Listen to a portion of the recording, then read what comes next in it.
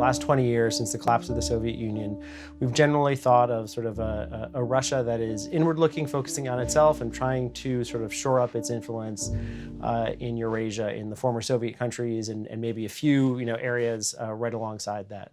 But what we've seen just in the last three years, and I think we probably started seeing it more starting when Putin returned to the presidency in 2012, is a Russia that has been trying to act more on a global stage, to try and exert influence in different parts of the world, not quite to the same extent that it did in the Soviet era, but trying to use the various tools that it has to sway public opinion, to sway political leaders, political elites, to create certain types of dependencies of some countries on Russia.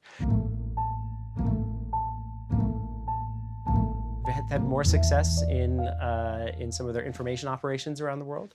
Russia didn't invent the West's problems, didn't invent the current political crisis that we have here in Washington, but they've certainly been able to take advantage of it, and they've certainly been able to take advantage of divisions inside the United States, divisions inside of Europe, and so I think they've been very savvy in that ability to sort of see an opportunity and take it. And I think as sort of the U.S. sort of retreats from the world, there's a lot more opportunities for Russia to step in, whether that's in Afghanistan, where you're seeing a much more active Russia, whether that is in Latin America. In the last year or so, we've alienated Mexico, we've alienated several Latin American countries, and a lot of these countries are looking for alternate partners, and Russia is right there, willing to be a partner. We haven't seen them be as effective in places like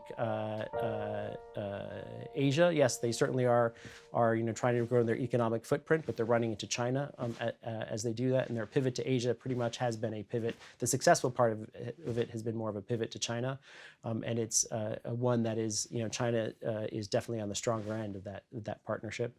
And at times, I also wonder if Russia might get too far stretched, and I also wonder whether Syria is a success or not. I mean, they certainly have changed the outcome of that war. Assad is still there.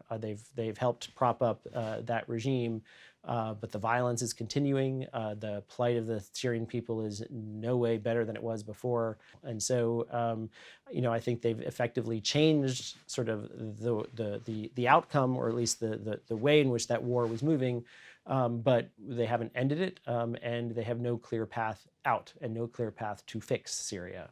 And I think that is that's a potential long-term issue for them. When we sort of talk about global Russia, I think the biggest thing that we are careful not to do is to sort of say Russia is a threat everywhere. There are certain things, in certain places they clearly are a threat. The sort of intervention and in the U.S. political system is certainly a threat to the United States. But I think we need to have a rational conversation about Russia. Not every activity it's doing in the world is against our interests, and some they risk overstepping.